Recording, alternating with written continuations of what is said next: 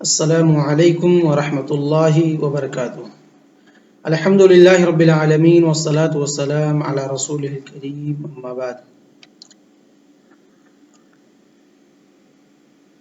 باب لا زکاة علی المال المستفاد حتى يحول علیہ الحول۔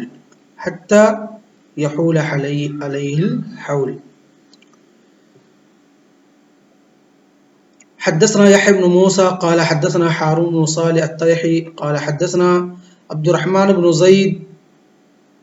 زيد بن أسلم عن أبيه عن ابن عمر رضي الله تعالى عنه قال قال رسول الله صلى الله عليه وسلم من استفاد مالا فلا زكاة عليه حتى يحول عليه الحول عند ربه وفي الباب عن سراء بنت نبهان۔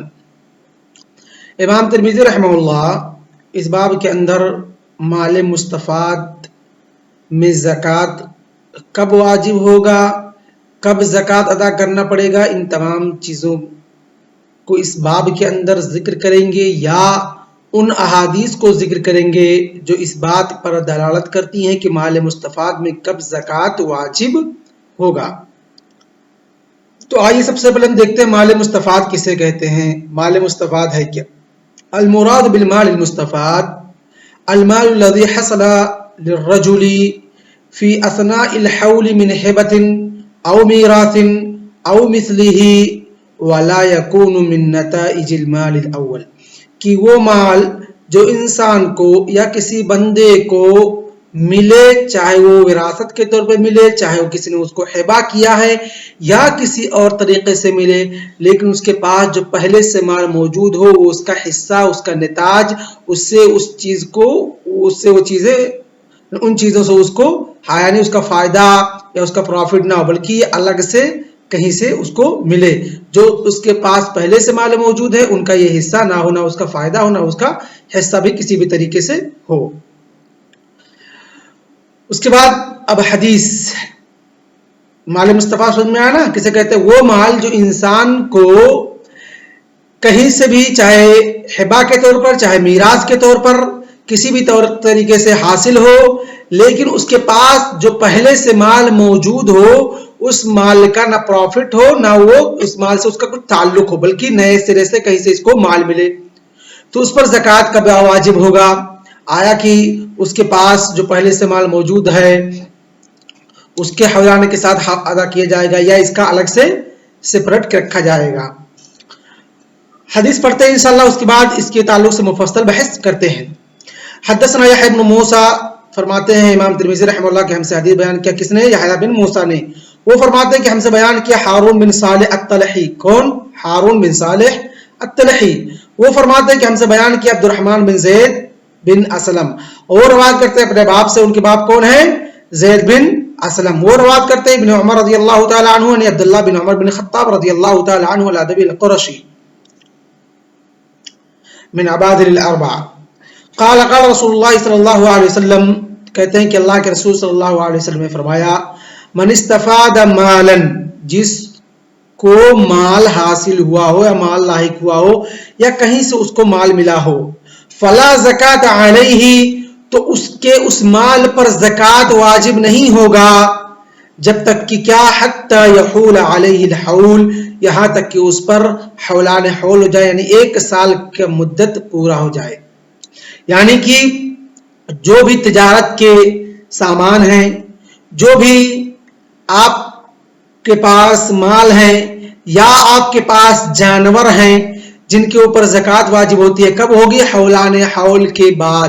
لیکن جو کچھ انسان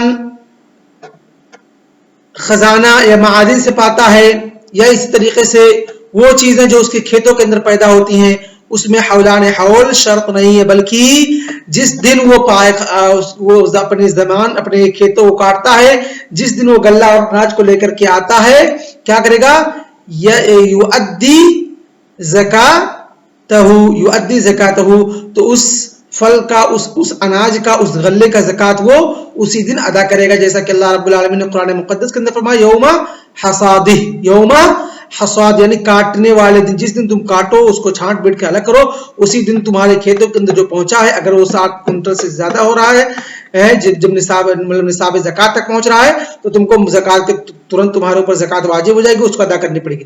लेकिन उसके अलावा अगर आपके पास जानवर है, उसके पास अलावा अगर आपके पास माल है, उसके अलावा आपको माल मुस्तफाद हासिल हुआ है, या आपके पास माल है जो तिजारत के गर्ज से है, उसमें दो शर्त के साथ ज़कात वाजिब होगी। एक कि वो निसाब तक पहुंचे, दूसरा ये कि हौलाने हौल हो जाए उसके बाद, हौलाने हौल होने के बाद। तो माल मुस्तफाद क्या है, कैसे इसके अंदर ज़कात होगी? तो माल मुस्तफाद जो है, उलमा ने इसकी दो तरह से या दो तरह उलमा के माबैन इसके ताल्लुक से इख्तलाफ है। उलमा ने इसकी दो तकसीम की है। पहला ये दो एतबार से दो तरीके से तकसीम की है उलमा ने। पहला है, फिर उसकी भी पहला किस्म है, फिर उसके अंदर जो अज्जा है उसके शिक है, उन तमाम चीज़ों को हम पढ़ेंगे। फिर दूसरी किस्म, फिर उसके शिक को पढ़ेंगे। कहते हैं माल मुस्तफाद यानी वो माल जो इंसान को मिला हो, चाहे हिबा के तौर पर, चाहे मिराज के तौर पर, या किसी और तरीके से हो, लेकिन उसके पास जो पहले से माल मौजूद है उसका हिस्सा वो ना हो। कहते हैं क़स्समा अहवाल हाज़िल माल इला सलासत अक़साम, कि माल मुस्तफाद को उलमा ने एक तरीके से तीन किस्म की है, और एक तरीके से और भी उसकी तीन किस्म के, दोनों हम पढ़ेंगे। कहते हैं अय्यकून मुस्तफाद मिन नमाई अय नातिजन मुतवल्लिदन मिन माल लज़ी मअहू। पहला है कि माल मुस्तफाद जो होता है वो माल जो इंसान के पास पहले से मौजूद है, उस माल का नमा, उस माल की तरक्की, उस माल का नातिज, या उस माल से उसको मिला हो। जैसे कि इंसान के पास कोई पहले से माल है, वो तिजारत किया, अब वो तिजारत करने के बाद उसको जो रिब्ह और जो प्रॉफिट हुआ है वो क्या है, जो उसके पास माल मौजूद है उसी का तो हिस्सा है। या अगर किसी के पास जानवर है और जानवर ने बच्चा दे दिया, तो वो भी जो उसके पास पहले से माल मौजूद है उसी का तो हिस्सा है। कहते हैं कि अगर ऐसा मामला है माल मुस्तफाद का कि जो उसके पास पहले से माल मौजूद है उसी का हिस्सा है, उसी से नातिज है, उसी से मुतवल्लिद है, तो क्या होगा, इसमें अलग से इसके हौलान का एतबार नहीं होगा। यानी इसके हौलान हौल का यानी एक साल मुकम्मल होने का अलग से एतबार नहीं होगा, बल्कि जब अगर इसके पास पहले से 40 बकरियां थी, 40 बकरियां यानी 5 महीने 8 महीने से पहले 40 बकरियां थी, 4 महीने ज़कात का होगा, तो ये जो 41 आएगी ये उसी में शुमार कर ली जाएगी और उसी में उसको ज़कात अदा करना पड़ेगा। इसी तरीके से किसी के पास माल है, उसके तिजारत के लिए रखा हुआ है, उसके अंदर ज़कात वाजिब है, उसके अंदर ज़कात वाजिब है। अब वो उस माल को तिजारत के अंदर लगाया और प्रॉफिट पाया, तो क्या प्रॉफिट को अलग से हिसाब लगाएगा? नहीं, बल्कि पहले से जो माल जहां से हौलान हौल शुरू हुआ था उसी का एतबार करते हुए लास्ट में जितना माल उसके पास रहेगा उसका हिसाब लगा के ज़कात अदा करेगा।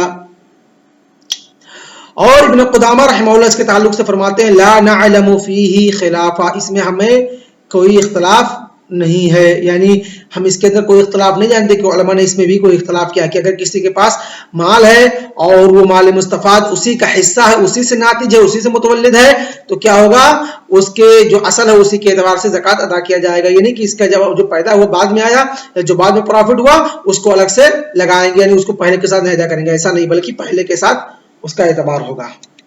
समझ में आना मशाइख? उसके बाद दूसरा यकुन मुस्तफाद मिन गैरि जिन्सिन मा इंदह, जो माल उसके पास पहले से मौजूद है उसका वो जिन्स ना है, उसका वो जिन्स नहीं है, बल्कि वो माल दूसरा माल है। कहते हैं ला युज़म्मु इला मा इंदहु फी हौलिन, तो उसके पास जो पहले से माल मौजूद था, यानी कि उसके पास रुपए थे, अब किसी ने हिबा के तौर पर उसको अलग से रुपए अता कर दिए, उसको अलग से रुपए अदा कर दिए जो कि उसका जिन्स नहीं है, उसके मतलब उसके जिन्स से नहीं है, यानी कि उसी पैसे से नहीं नातिज मुतवल्लिद, बल्कि उसको अलग से मिला हुआ है, गर्चे दोनों के जिन्स तकरीबन एक ही है, भी पैसा वो भी पैसा, लेकिन ज़कात में जो पहले से आपका माल था उसका जो ज़कात वाजिब था, उसका हौलान हौल मुकम्मल होने वाला था, इस माल को उस माल के साथ नहीं मिलाया जाएगा, बल्कि इसका अलग से एतबार होगा। जब आपको मिला है और ये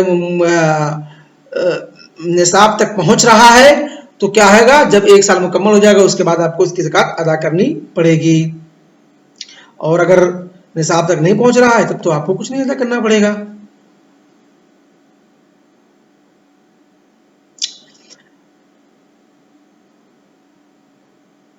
اور اس میں یہ بھی سمجھ لیں کہ اس کے جنس سے بھی نہ ہو، اس کے جنس سے بھی نہ ہو، جیسے آپ کے پاس سونا تھا زکات کے طور پر، بعد میں آپ کو ہدیہ کے طور پر یا میراث کے طور پر یا کسی بھی طریقے سے آپ کو چاندی مل گیا جو اس کے جنس سے بھی نہیں ہے، تو آپ کو زکات نہیں ادا کرنا پڑے گا۔ اور دوسرا یہ کہ ان یستفید ما من جنس نصاب عنده قد انعقد عليه حول الزكاة بسبب مستقل وليس من نماء المال الذي عنده مثل ان يكون عنده 40 من الغنم مضى عليه بعض الحول۔ کہ تیسرا جو علماء نے شق بنایا ہے کہ دوسرا کیا تھا، اسی کے جنس سے ہو، اسی کے جنس سے، اس کے جنس سے نہ ہو، تیسرا کہ اسی کے جنس سے ہو، اسی کے جنس سے ہو، جیسے کہ آپ کے پاس بکری تھی، پھر آپ کو کسی نے بکری ادا کر دیا، لیکن وہ کیا ہے، بکری اسی بکری سے نہیں ہے بلکہ کسی نے ہبہ کے طور پر یا آپ کو میراث کے طور پر دوسری بکری ملی ہے، تو کیا ہوگا اس میں، کیا آپ کو کرنا ہے، کیا یہ پہلے کے ساتھ ملایا جائے گا یا اس مستقل اس کا شمار کیا جائے گا؟ تو گرچہ اسی کے جنس سے ہے لیکن جو بکری آپ کو پہلے سے آپ کے پاس موجود تھی، زکوٰۃ واجب تھا، آپ اسی کا زکوٰۃ ادا کریں گے، حولان حول گرچہ اس کے حولان حول پر اسی کا زکوٰۃ ادا کریں گے، اور جو بعد میں آپ کو بکری ملی ہے اسی کے جنس سے جو بعد میں آپ کو مال ملا ہے، کیا کریں گے، آپ کو اس کا الگ سے، اگر نصاب تک پہنچ چکا ہے تو حولان حول ہونے کے بعد الگ سے اس کا دینا پڑے گا، نہیں اس کو پہلے کے ساتھ ملایا نہیں جائے گا۔ یعنی کہ آپ کے پاس 40 بکریاں تھیں، 40 بکریاں تھیں، اس کے بعد 8 مہینہ ہو گیا تھا، حولان حول میں 8 مہینہ ہو گیا تھا، 4 مہینہ باقی ہے، پھر کسی نے آپ کو 80-85 بکری اور دے دی، 80-85 بکری اور دے دی، تو اب کیا ملا کر کے دونوں 225 بکریاں ہو گئی، تو کیا آپ کو اب 4 مہینے جو باقی تھا اسی میں زکوٰۃ ادا کرنا پڑے گا؟ نہیں، بلکہ 40 کا حصہ الگ لگے گا، 85 کا حصہ الگ لگے گا۔ یا آپ کے پاس 40 بکریاں تھیں کہ آپ کے پاس مطلب 90 بکریاں تھیں یا 100 بکریاں تھیں، کسی نے آپ کو زکوٰۃ محبہ کے طور پر 25 بکری دے دی، تو کیا 100 بکری میں ایک زکوٰۃ ہوتی تھی، اب 8 مہینہ ہو گئے تو 4 مہینہ باقی، تب کیا 4 مہینے کے بعد دونوں کو ملا کر کے زکوٰۃ ادا کرنا پڑے گا؟ نہیں، بلکہ 100 بکری کا الگ ادا کرنا پڑے گا، اور 25 بکری ہے تو اس میں زکوٰۃ ہی نہیں واجب ہوگا، آپ کو زکوٰۃ نہیں واجب ادا کرنا پڑے گا یہاں تک کہ حولانے، یہاں تک کہ نصاب تک پہنچے، نصاب کو پہنچنے کے بعد حولانے حول ہو۔ تو یہ 3 اقوال علماء نے بتائے ہیں۔ پہلا کیا ہے کہ اسی سے ناتی جو متولد ہو تو اسی کے ساتھ ہوگا، گرچہ 4 مہینے 5 مہینے گزر چکا ہے، جیسے میرے پاس بکری ہے، میرے پاس بکریاں ہیں اور 8 مہینے گزر چکے ہیں، صرف 4 مہینے زکوٰۃ میں باقی ہے، کوئی اور بکری، ابھی ہمارے پاس 39 بکریاں تھیں، اب ایک بکری نے بچہ دے دیا، 40 ہو گئیں، اب تو اس کا حولانے کیا 40 بکریاں تھیں یا 80 بکریاں تھیں، کسی نے مجھے زکوٰۃ کے بکری نے بچہ دے دیا، تو جو ناتج ہوتی ہے وہ اسی میں سے حولان حول جو ہے اس کا شروع ہوا تھا، 4 مہینہ ہو چکا تھا، 8 مہینہ ہو چکا تھا، یعنی وہیں سے شمار ہوگا پہلے والے مال کے ساتھ، یعنی الگ سے اس کا شمار نہیں ہوگا۔ لیکن اگر جنس سے ہے لیکن وہ مال الگ ہے، ناتج متولد نہیں ہے یا جنس سے نہیں ہے، دونوں قسم، تو کیا ہے، ان کا زکوٰۃ الگ سے ادا کرنا پڑے گا جب ان کا حولان حول ہوگا تب، جب ان کا حولان حول ہوگا تب۔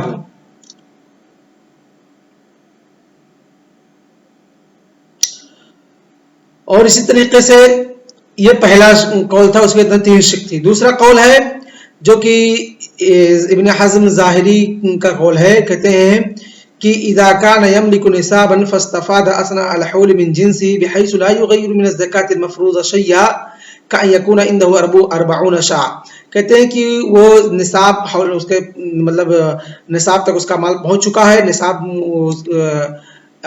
تک اس کا مال پہنچ چکا ہے، اس کے اندر زکوٰۃ واجب ہو رہے ہیں، اور 5 مہینے 6 مہینے 8 مہینے گزر چکے ہیں، اثناء حول اسی کے جنس سے کچھ بھی اس کو لاحق ہو جائے اور اس کے زکوٰۃ مفروضہ کے اندر کچھ بھی تبدیلی نہ ہو، جیسے 40 بکریاں تھیں، 45 بکریاں تھیں، ایک دو بکریوں نے بچہ پیدا کر دیا، تو کیا ہے وہ اسی میں شمار ہوں گے، اسی میں شمار ہوں گے اور ان کو الگ سے نہیں اعتبار کیا جائے گا اس کا۔ کہتے ہیں کہ لیکن اگر مال مستفاد جو ہے گرچہ اسی کی جنس سے ہے لیکن حکم کی تبدیلی کر رہا ہے، حکم کی تبدیلی کر رہا ہے، کہتے ہیں لو انفردت لا تبلغ نصابا، جیسے کہ فإنه يزكي الذي عنده وحده لتمام حوله ثم يضم الزيادة في آخر الحول ويستأنف الجميع حولا جديدا. اس کے بعد کہتے ہیں کہ اگر پاس جو پہلے سے بکریاں ان کا زکات ادا کرے گا، اور جو بعد میں آ رہی ہیں کہ ان کو اس میں سے شمار نہیں کیا جائے گا، بلکہ جب ان کا حولان حول ہوگا تب ان کو زکات ادا کیا جائے گا. اس کے بعد جب تیسرا سال آئے گا تب سب کو ایک ساتھ ملا دیا جائے گا، اور اس کے بعد تیسرے سال سے سب کو ملا کر کے ایک ساتھ زکات ادا کیا جائے گا.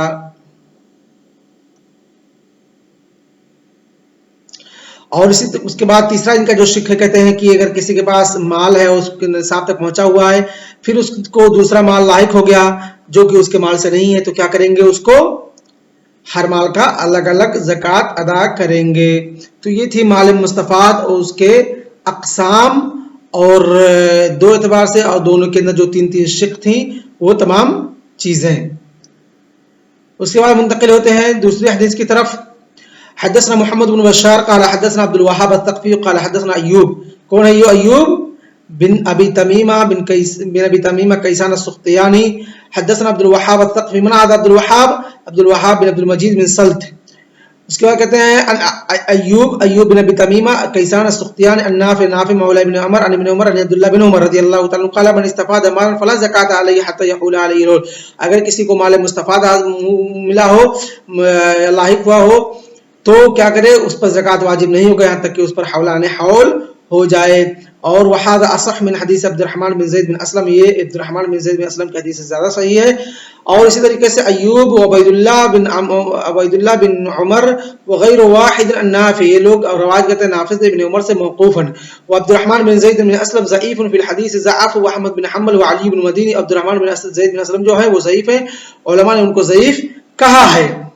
اس کے بعد کہتے ہیں وقد وہ کثیر الغلطی، اور وہ کثیر الغلط ہے. وہ قدرو بیان غیر واحد من اصحاب النبی صلی اللہ علیہ وسلم ان لا زکات فی المال المستفاد حتى يحول علیہ الحول. جو مال مستفاد اس میں زکات نہیں واجب ہوگا یہاں تک کہ حولان حول ہو جائے. اور اسی قول قائل مالک رحمہ اللہ، شافعی ہے، احمد ہے، اسحاق ہے، بعض اہل علم ہیں. کہتے ہیں اذا كان عنده مال تجب فيه الزکات وفيه زکات. اگر کسی کے پاس مال ہے اس کے اندر زکات واجب ہے تو زکات دے گا، اور کسی کے پاس مال نہیں، مال واذا لم يكن عنده سوى مال المستفاد مال تجب فيه زکات لم يجب عليه في المال المستفاد زکات حتى يحول عليه الحول. کہ اگر کسی کے پاس صرف اور صرف مال مستفاد ہے اور اس سے پہلے کوئی اس سے پہلے اس کے پاس کوئی مال نہیں جس کے اندر زکات واجب ہوگا، تو جب مال مستفاد کا حولان حول ہوگا تبھی مال مستفاد کے اندر زکات واجب ہوگا. یہ بعض اہل علم کا قول ہے. یعنی کہ وہ لوگ کہتے ہیں کہ مال مستفاد ملا ہے تو وہ پہلے کے ساتھ ملا لیا جائے گا، جبکہ شافعی، مالک، انس، احمد یہ سب اس کے خلاف ہیں.